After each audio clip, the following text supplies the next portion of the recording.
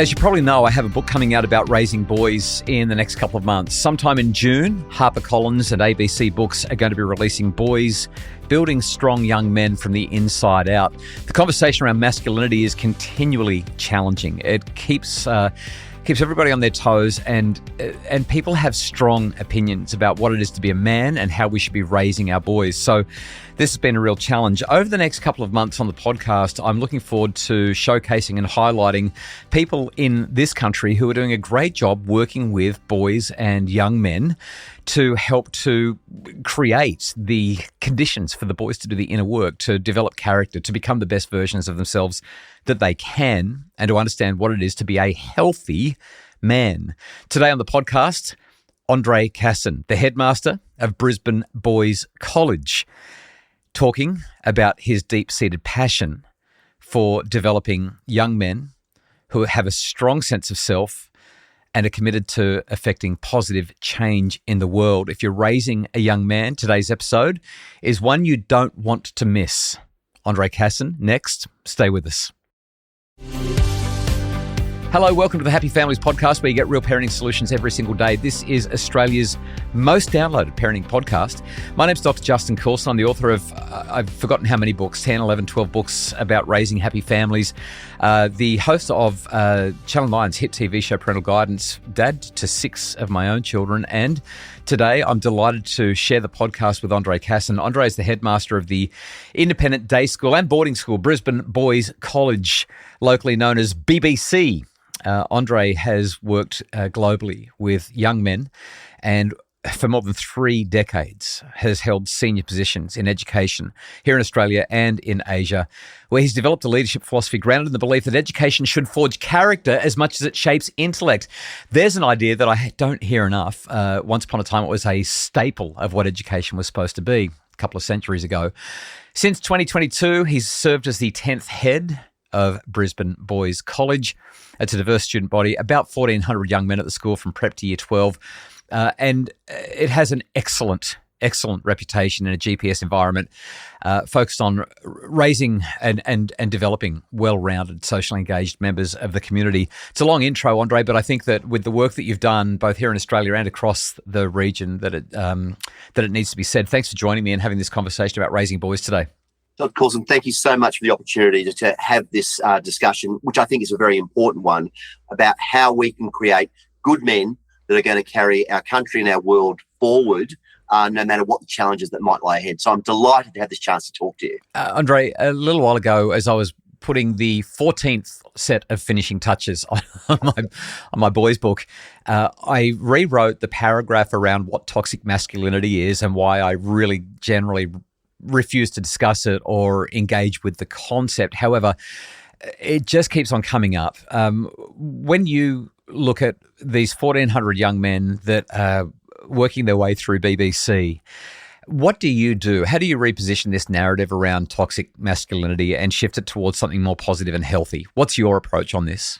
Well, look, I think it's something that we have an immense responsibility. Being a preeminent boys' school here in Brisbane, we have a responsibility to create good men, as we call it here at BBC, gentlemen of honour, that are going to embrace all the wonderful things it comes about being a man and being a boy, but to make sure we do that in an appropriate way, that we support not only the young men in our care, but the broader society. So what we try and do is that we try and be intentional in what we do. We've engaged with a specific curriculum called the Keeping Safe Child Protection Curriculum that works from prep all the way through to year 12. And it engages our young men in conversations about issues like consent, about their changing bodies, and how that they can prepare for relationships beyond school. It's developmentally appropriate, so it might be a conversation about my private parts in prep, all the way through to a conversation about what is consent and what does that look like in our rapidly changing world. The second thing we really try and work on is to make sure we've got good people surrounding our boys. We've got amazing staff that are here to be passionate and to support and act as role models. Young men need role models that are going to support them in their journey. That old adage, if we can't see it, we can't be it. And that's so important. The older students modelling those behaviour, with our younger students, absolutely crucial. And of course, engaging with our parents. I call it the Holy Trinity. When our parents and our schools work together with the young man at the top, we achieve so much more. We're a big rowing school here at BBC, and it's all about pulling that oar in that synchronous position in the same direction. We're going to achieve so much for that young man. Andre, I'd love to frame the next question politely, but when I talk to parents, they never say it politely. They're frustrated, especially the way that, and recognizing that the media may be responsible, at least in part, for the narrative, but they are frustrated with the continual stories that show up in the media about badly behaved boys in private schools specifically. We hear about it usually around Year 12 mark-up day, but you've got stories that have been hanging around for years, like the St Kevin's boys in Toorak with the awful chant on the tram, and some of the things that have been happening over the last few years. We just hear these stories again and again and again. How do you respond to this challenge? I know that these issues arise in every school, and certainly the media loves the narrative of the elite schools. But surely when schools like yours are implementing such great programs, when they have so many resources, surely the expectation should be higher, and we keep on finding ourselves in these awful holes, these quagmires of abhorrent behaviour. Dr. Coulson, you've hit the point there. We have the resources and the responsibility to be better. We talk about that a lot with our boys, about being better. But you can't think for one moment that we're not going to slip up. That is a reality of the human condition. What we need to do is to create an environment where our boys understand what are the right decisions, to have the courage to make those correct choices when they are put in those difficult peer group situations. And then, unfortunately, if things do go wrong, what do we do to bring the behaviour back to what we want? And look, I'm not going to sit here for one moment and say that we're perfect here at BBC. We're certainly not, and we've had our challenges in the past. But what we will always try and do is be the best at getting better. And that works so much better when you are clear and explicit in what you're trying to achieve as a school. And as I mentioned before, if we bring our parents along in that journey, because the raising of a young man can never just be what happens at home, nor can it just be what happens in the school. If we're working together, we are able to succeed so much more.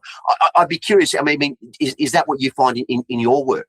The more the parents are engaged in their children's lives, the more that those children are likely to internalize the values that we're trying to instill.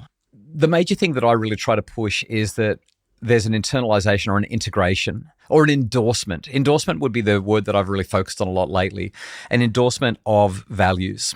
So it's one thing for us to stand up at the lectern and preach and pound it and say, this is the expectation, this is what you need to be doing.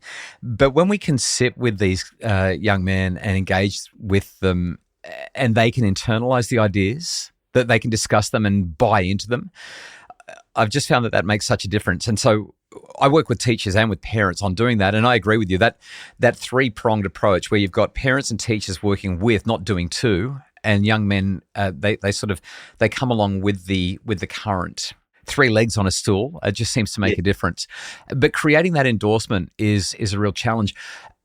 You are speaking with principals across the education sector. You're talking with principals at the biggest private schools and the most well-resourced schools in the country, but no doubt you also have the opportunity to engage with principals and school leaders in every context. What are they telling you in terms of the challenges that they're faced with when it comes to young men in a school context? Look, I think the challenges are threefold.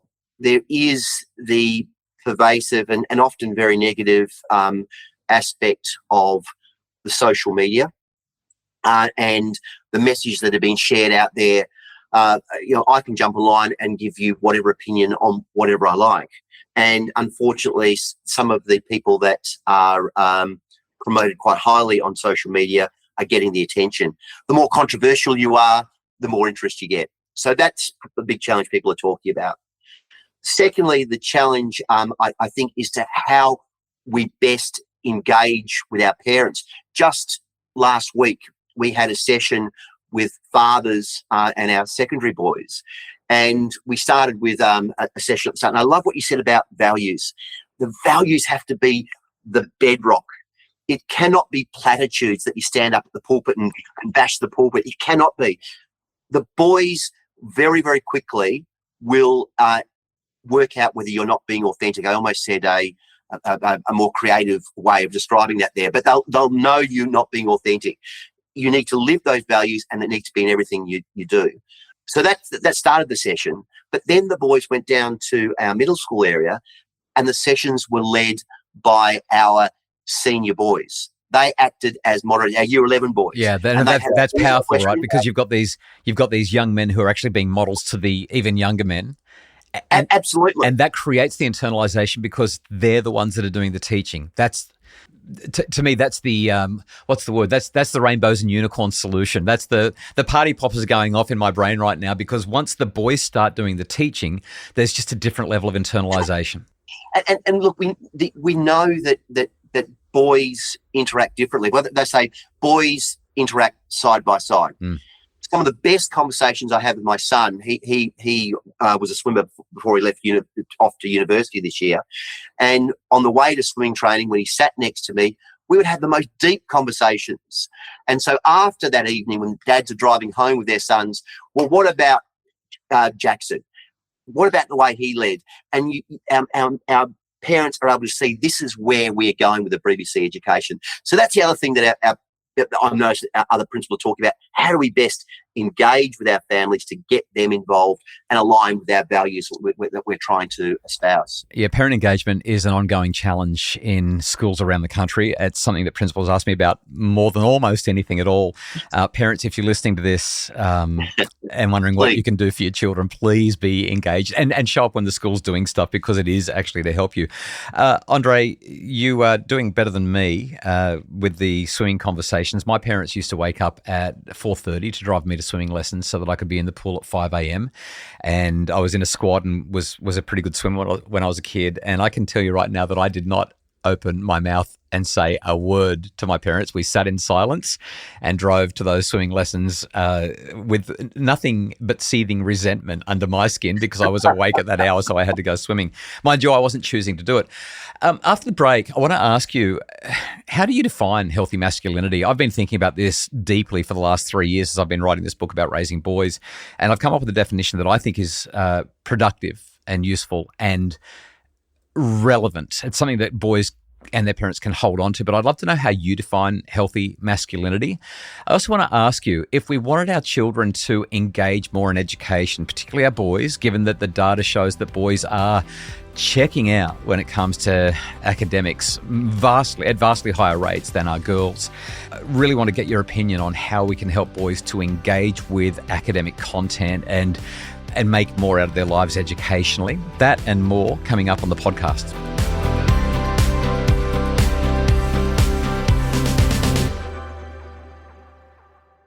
We're back. It's the Happy Families podcast. My name's Dr. Justin Coulson. I'm with Andre Casson, who is the principal of Brisbane Boys College. Andre, as I struggled to get my head around the idea of writing a book about raising boys, I knew that the first thing that I had to do was come up with a workable definition of healthy masculinity to counter the constant conversation around, well, we began this discussion today, toxic masculinity. What do you teach when it comes to helping boys to understand what it is to be a healthy man? Look, and that's a great question. And please, Dr. Coulson, you are far more the expert than me. So I'm just giving you my experience through my journey in education. For us at BBC, in order to raise good men, I've mentioned before and we've shared before, it needs to be based on very, very clear values and principles. And these are non-negotiable. We need to make sure that we are respectful. We call it honour here at BBC. We need to make sure that, and boys love their connections. One of our values is community. Our BBC boys call it brotherhood, but we're trying to be more inclusive of our entire community. We want our boys to aspire, and this is one of the things with young men, they want to try new things and be more than they thought possible, to look above the parapet and see what might be possible. We want to celebrate achievement. I think the idea of everyone gets a prize. And it's okay to say, actually, you're really good at that. But what we say at BBC, that there's more than one way to thrive. So you might be academic. Let's celebrate that. You might be brilliant at playing the bagpipes and playing the military tattoo. Then let's celebrate that. And so that's something which is really important. And the last aspect is, and I spoke about before, not knowledge, it's wisdom. It's how do we use what we know to be able to apply that to success. So if we work on those values, then we create young men that are happy to embrace who they are and have the courage to call out behaviours that are counter to what they believe. And I think that's so important. We're very happy to tell you whether I'm a tragic West Coast Eagles supporter, and I'll still argue black and blue why that's a great football team. But then the more important conversations, do I have the courage to have those difficult conversations? And that's what we want to create in BBC Boys. And the last piece is we want to create men that are looking to make a difference for good, to find those opportunities where they can insert themselves and make the world a better place. And look, our college has been around for 124 years. We've built, anything that I've done is because I've stood on the shoulders of giants. This has been happening for a long time at BBC, and I'm immensely proud of that heritage. Yeah, really inspired by a couple of those things. Specifically, the concept of community and brotherhood is something that is, I think, lacking for too many of our young men, and hence the wellbeing challenges. But the one that I really want to zero in on, actually, there's two that I want to zero in on here. The first is this idea of aspiration and achievement. I was having a conversation in regional New South Wales with some year 9 and 10 students just around about a month ago. Really challenged community, really difficult area to be growing up. The kids have disengaged, they've checked out. The teachers have as well in the particular school that I was in. And it was a really tough spot to be. As we talked, I asked them how they feel when they spend the day playing Fortnite or Roblox or Minecraft, or when they've scrolled TikTok for 2 hours, and they all said, lousy. I don't feel very good. And I said, well, why is that? And as we bounced the ideas around a little bit, what the students eventually got to was, I'm not doing anything that is really worthy of my time and my life. And therefore, if I'm not going to do something that's worthy of my time and my life, I'm not going to feel like I'm worthy because I haven't done something. Like the discipline that's required to get hard things done is the very thing that creates the self-respect that we need so that we can feel like we've achieved. And as we discussed that, there was just this, I watched them sit up taller and straighter as they realized, oh, you're doing hard things. Aspiring to do something that is uncomfortable is going to make me feel like I'm doing something that's worthy and worthwhile, and then I will feel worthy and respectable. It was just a really lovely moment to see these students who don't really want to typically do those things go, no, this is worthwhile. The other thing that you've highlighted is this idea of helping them to make a difference for good. That aligns really closely with the definition of masculinity that I've put into my book, Boys. I've defined a healthy man as one who helps those around him feel safer and stronger. Not just feel, but be safer and stronger. This ability, I had a conversation with a woman probably about 42 years old. She'd been divorced for 5 or 6 years. We were colleagues. We knew each other reasonably well. This was just a couple of years ago, and it wasn't inappropriate for me to ask a personal question. So I said to her, are you dating again? Are you looking around? Do you plan on finding somebody else? Is Mr. Right out there for you? And she said, no, I have no interest in trying to find a guy. I don't think that there is any man out there who is going to show up in my orbit, who is going to be a bonus in my life. This idea of being a bonus has really struck with me. She basically said, if I were to repartner and remarry, whoever I end up with, I'm going to be giving more to this relationship than they are. Not that it's transactional, but I'll be the one who is doing everything. That's just what my experience with men has been. They're takers. They're not givers. They're not a bonus. There's no surplus value here, which is a riff on Richard Reeves in his book of Boys and Men. And I just thought, what a difference it would be what a difference it would make in the world if we could raise our young men with just this. It's so easy. It's so easy to remember. Can you help the people around you to feel and be safer and stronger? And that feels like that aligns really neatly with the values that you're describing. Safe and strong, difference for good, having the wisdom to know how to act in different situations, achieving, aspiring, honour, powerful values that grow great men. Well, thank you. And look, what I love is that these values were derived from our community. They weren't top down.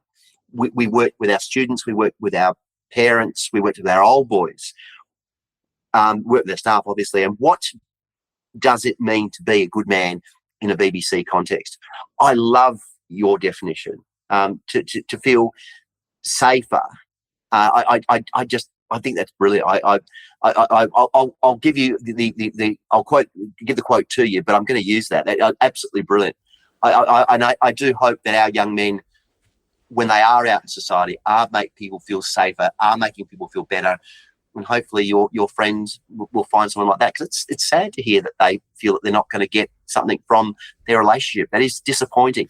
Yeah. Hopefully, if you miss a BBC boy, that won't be the case. Yeah, absolutely. It's astonishing how many women have told and girls have told me that as they've found out that I'm writing a book about boys. It's not a one-off. Unfortunately, it seems to be an increasing attitude towards young men and adult men in our community. Our time is all but done. I've really enjoyed the chat, Andre. I feel like you and I could probably sit and talk for several hours about what it is to raise great boys. Let me ask you one last question. You're a dad yourself. You've got two teenagers. Yes. If there was one piece of advice that you would leave parents who are raising adolescent boys right now, or tween boys right now, and they just want to raise great kids, the kids that are only going to show up in the paper for excellence, for achievement, for outstanding conduct and doing something wonderful, what would you say to them if they were really, really focused on helping those young men to be the best versions of themselves that they could be? I think, and I spent a lot of time ruminating on this, it is maintaining that opportunity for conversations with your sons. You need to live and truly live in everything you do, the values that you think are important. But your son, no matter what they are struggling with, it might be a maths problem, it might be a non-selection in a rugby team, it might be a relationship with a girl, or it might be something deeper about sexuality and choices that they're making. You need to create that environment where no matter what their issue is, they can engage with you and feel comfortable. And more often than not, it's on this way to swing training or watching the West Coast Eagles get beaten again, that those conversations will happen. And I just think that is the greatest gift that we can give as parents to our boys. Yeah, the power of connection. It's phenomenal. Andre, it's been a treat to talk to you. Thanks for sharing your ideas about masculinity, about raising great boys. Good luck this year with the Eagles. I don't like your chances, but no. Wish you well anyway. And what a treat to have you on the podcast today. Thank you. Dr. Coulson, it's been an absolute pleasure. I wish you well and good luck with your book. The Happy Families podcast is produced by Justin Coulson from Bridge Media. Mim Hammonds provides our additional support. For more info about the things we've talked about, check the show notes, and everything that Andre has said about those values will be there for you. And if you'd like to join the wait list for the boys book, which will be out in just a couple of months now, visit happyfamilies.com.au.